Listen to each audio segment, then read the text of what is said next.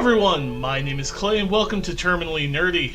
And today, we're going to be discussing in our world-building journal, Mythology.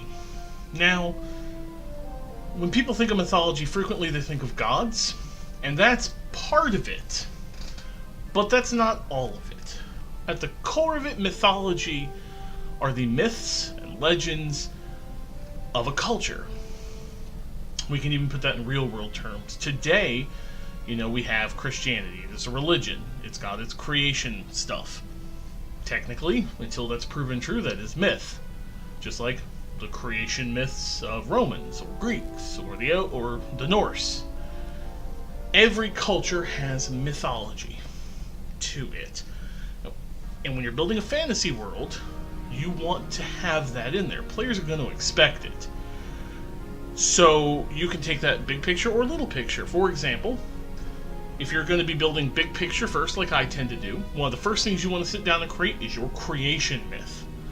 How did the world become the way it is now? So for like Aetherin, it's, floating plates in the sky. Well, that was because of a war between one god and every other god that got mortals involved. But at this point, it's like 1,000 years in the past, it's essentially a myth. People know there was a war. They don't know why. They don't know what happened. They don't know anything about the reasons. They just know that something happened, and that's why their world is the way it is now. And it's a big part of that. But beyond that, beyond just like the gods, you could have myths for small towns. We don't go in the woods. There's things in the woods. It's dangerous in there. What things? Is that myth true? Are there actually things in the woods and people should not be going in there? Or are people just freaking out because it's a spooky, spooky wood and peasants tend to be very superstitious? Modern myths can even play into a game. If you're playing a modern game, for example, I'm going to be planning Chronicles of Darkness, and one thought I had was to set the game in a small town in Maine. Gotta have that nod to Stephen King if we're playing horror. And have a house on the edge, like a huge mansion, be haunted. Is it haunted? Is it really haunted? Are ghosts really a thing? Or is it just people's superstitions? That's a myth. We don't go to old man Greason's house, it's haunted. That's a myth. Legends also play a huge part in it. Think of the legend of Odysseus, the legend of Perseus, all those Greek and Roman demigod legends, the legend of Hercules. At this point in our lives, we assume that those things never really happened. We'd have no way to prove if they did or didn't. That's what makes them myth and legend. So you can have those sort of legends in your world. For example, supposedly in the mountains off to the east, there is a hidden tomb for an ancient king, and in that tomb is a sword known simply as the Red Fang. Is it true? What does the Red Fang do? Oh, well, supposedly, it grants its wielder control over fire. Things like that get the players interested. Oh, maybe we should go look for that sword. Oh, but we have some other business to attend to, but that sword sounds really interesting. Throwing things out like that, players could be sitting in a tavern and you can hear some farmers talking about, oh man, did you hear about little Timmy? He went in the woods, never came back out. We told him not to go in the woods, there's things in the woods. Stuff like that. It gives the players a sense that the world is alive around them, and that things have been happening. It also gives you as a DM things that your players may latch onto. You tell them about the legend of the sword Red Fang, and they decide they want to go hunt for that sword. Well, now you have an adventure. You have an adventure right there. You made an offhand comment, oh, this is region's famous for the legend of the Tomb of the Lost King and the Red Fang sword. And they're like, what the hell is that? All of a sudden, you didn't really have an idea of where you wanted to go. Well, your players just gave you something they want to do. They want to go hunt for that sword.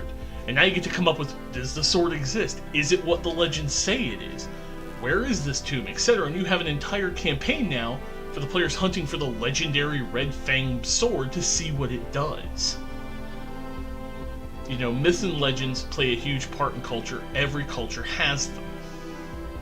Not every culture is going to worship the same gods. Here in the real world we have, Hinduism, we have Taoism, Catholicism, we got Jewish or Judaism, I'm betting you there's still people who worship Norse gods. We have the flying spaghetti monster for God's sake. I'm talking religion. But, you know, people have different beliefs. Beliefs form into myth, into legend. So you want to think about that when you're building your world. Like for Aethrin, I'm going to put legends of mystical weapons, famous heroes. I'm going to dot them around. You know, oh, this is the... You know, villages take pride in that sort of thing. Oh, welcome to the village of N3. We are home of the great hero Odysseus. I don't know, I'll use that one. And players are like, well, who is the great hero Odysseus? You have him make a history roll, and it's like, oh, it's this guy, yada yada, he did, you know, all these things, he conquered this, and then he vanished off somewhere. Players may suddenly latch onto that. They may want to find out who that is. A player may come to you and say, I want to be the, you know, direct descendant of a famous, you know, legendary figure that I'm trying to live up to their name. You should take that, add it to your world, roll with it, and make it a part of things. People, if that person name drops, people should recognize that that's, you know, a legendary figure. And there are things as living legends, such as you could have a king who's a living legend. He's done so much. He's fought wars on his own, faced down armies of hundreds of orcs. He's, you know, killed the great dragon, you know, Blackscale, etc. That's a living legend. Players can be like, oh wow, he's done all of this. I guess he's really busy. We'll have to take care of this stuff for him. Things like that. Mythology makes a world feel alive. Now, you don't have to go super detailed. You know, if you're making a small area, start with small myths. You know, there's the Black Forest. Nobody goes in the Black Forest. We don't talk about the Black Forest. There's horrible things that happen in that forest. Is it true? Is it not? Well, it's up to you as the world creator to decide if there actually is something or if it's horrible superstition. Maybe there's actually like a tower deep in the Black Forest that pulses with necromantic energy and it makes people feel uncomfortable and it saps the life out of them if they get too close.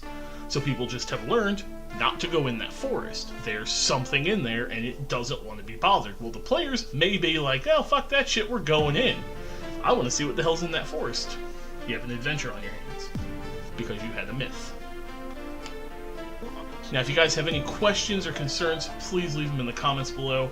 Think about, as I said, the mythology of the world that you're trying to build, because it will help create the world, it'll create the cultures, and it'll give you adventure hooks that your players may latch onto that you didn't even expect them to. Alright guys, well this is a short video this week. As always, if you like what I'm doing, hit that like button. If you don't like what I'm doing, feel free to hit the dislike button and let me know why. If you have any questions or concerns, leave them in the comments box below as well. Support me on Patreon if you're so inclined.